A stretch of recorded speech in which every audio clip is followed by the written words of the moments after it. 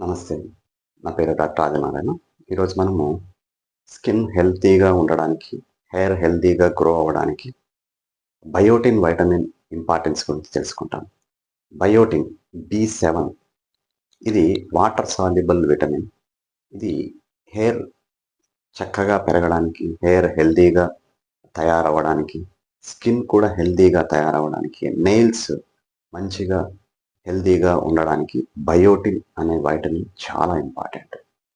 ఈ డెఫిషియన్సీ వల్ల మనకు హెయిర్ సరిగా గ్రోత్ లేకపోవడం, హెయిర్ బ్రిటిల్గా తయారవ్వడం, హెయిర్ యొక్క టెక్స్చర్ తగ్గిపోవడం, దాంతో పాటు చర్మం కూడా వ్రింకిల్స్ రావడం కానీ, చర్మము ఎక్కువగా మనకు పిగ్మెంటేషన్ డెవలప్ అవ్వడం కానీ జరిగేదానికి అవకాశాలు ఉంటాయి. ఈ బయోటిన్ వైటమిన్ అనేది ఎక్కువగా 3 నెలల పాటు మనము సప్లిమెంట్స్ తీసుకోవడం ద్వారా ఈ డెఫిషియన్సీని మనం నివారించుకోవచ్చు. దీంతో పాటు ఆహారంలో మనము ఈ బయోటిన్ రిచ్ ఉన్నటువంటి ఆహార పదార్థాలు తీసుకోవడం ద్వారా కూడా మనము ఈ డెఫిషియన్సీస్ నివారించవచ్చు. ఇప్పుడు మనము ఏ ఆహార పదార్థాల్లో బయోటిన్ అనే వైటమిన్ ఎక్కువగా ఉంటుందో తెలుసుకుంటాం. ముందుగా స్పినాచ్,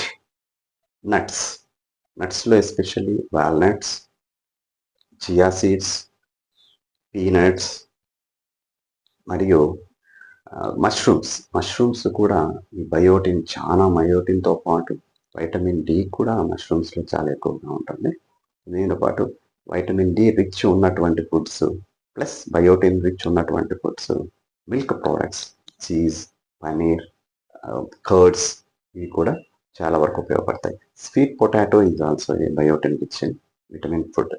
సో ఇవి మీ డైట్లో ఈ ఆహార పదార్థాలను రెగ్యులర్గా మెయింటైన్ చేయడం ద్వారా ఈ బయోటిన్ యొక్క డెఫిషియన్సీస్ నివారించవచ్చు.